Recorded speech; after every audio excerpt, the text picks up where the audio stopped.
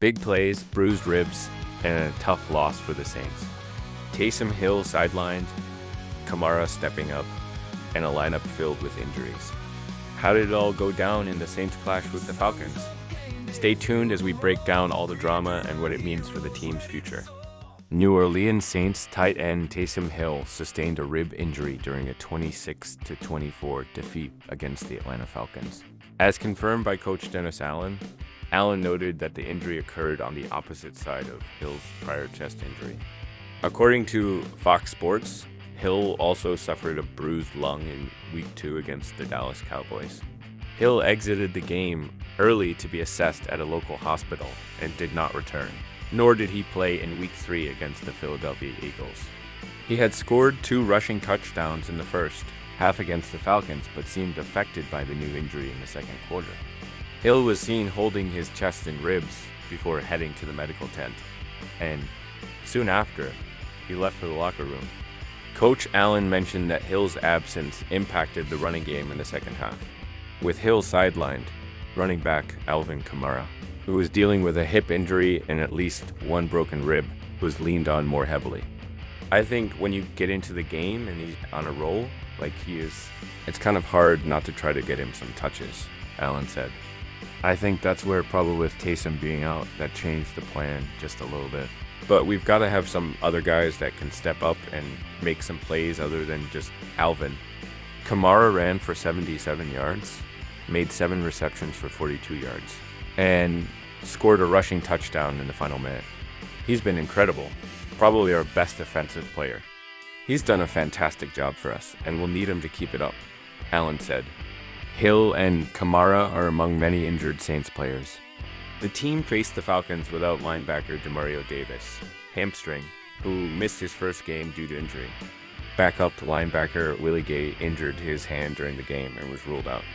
The Saints were also without center Eric McCoy, placed on injured reserve with a groin injury, and right guard Cesar Ruiz, knee.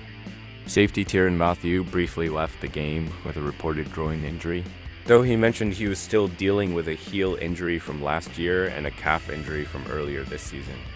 Chris Olave, despite suffering a hamstring injury during Friday's practice, played through it and ended the game with 8 receptions for 87 yards. For him to come up with that huge catch across the middle to give us a chance to take the lead and possibly win a football game.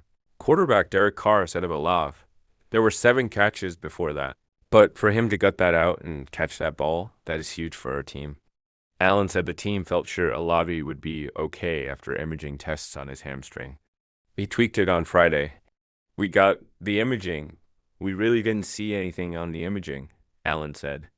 This is something that he kind of has dealt with before, so we felt very confident that he was going to be able to go out and play, and I thought he played well today.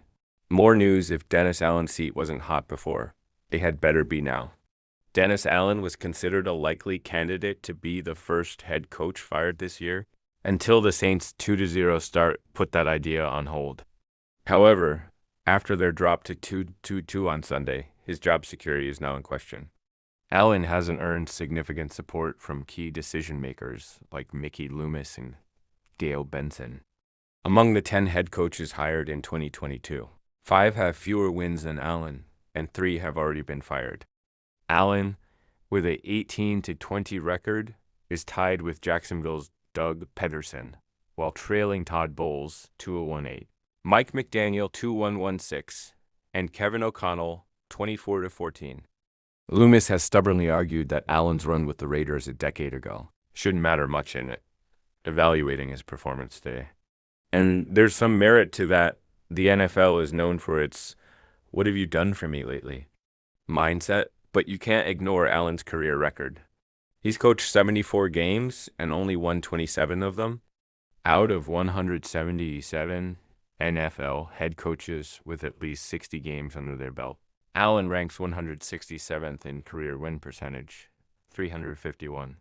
If you narrow it down to coaches with over 70 games, he ranks 150th out of 158. Even if you only consider his 38-game stint with the Saints. As some supporters like Mickey Loomis might, Allen's win percentage, 474 places, Him 133rd out of 250 coaches.